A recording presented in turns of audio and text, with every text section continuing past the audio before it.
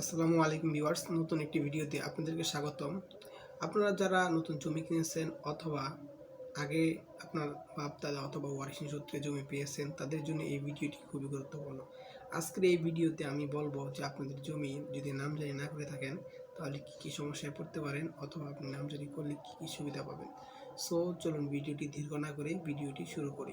বর্তমান সময়ে যে নতুন আইনটি হয়েছে যে দলিল যার জমি তার, সেই আইন অনুযায়ী যে আমাদের শুধু জমি কিনলেই হবে না, জমির দলিল থাকলেও কিন্তু হবে না। জমির দলিল থাকার পাশাপাশি আপনার জমির নামজারি করতে হবে। সো নামজারি করতে কি কি লাগে আমি সেই বিষয়ে বলবো। যে নামজারি করতে হলে অবশ্যই আপনার দলিল লাগবে, দখল লাগবে এবং আপনার একটি ইউনিয়ন ভূমি অফিসে গিয়ে আপনার নামজারি এন্ট্রি করাতে হবে। তো সেখানে প্রয়োজনীয় কাগজপত্র আপনি জমা দিবেন এবং আপনার নির্দিষ্ট সময় লাগবে, প্রায় 2 মাসের মধ্যে আপনার নামজারিটি ইনশাল্লাহ হয়ে যাবে। তারপর আপনার ইউনিয়ন ভূমি অফিসে আপনি একটা হোল্ডিং খুলবেন, সেখানে আপনার প্রতি বছর কর পরিশোধ করবেন। এভাবে আপনি একটি নামজারি প্রসেসিং শেষ করতে পারবেন।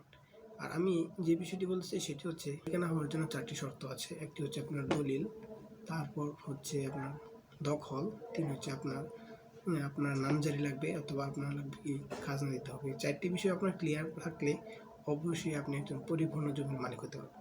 না হলে কিন্তু আপনি ঝামেলায় পড়ে যাবেন। কিছুদিন পরে যখন নতুন একটা জরিপ আসবে, অনলাইন জরিপ, তখন আপনি ঝামেলায় পড়ে যাবেন।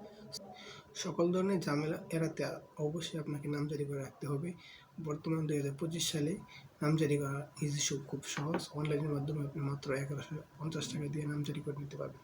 সো ভিডিওটি আপনার জন্য অনেক হেল্পফুল হয়েছে। ভিডিওটি ভালো লাগলে অবশ্যই লাইক, কমেন্ট এবং সাবস্ক্রাইব করতে বলবেন।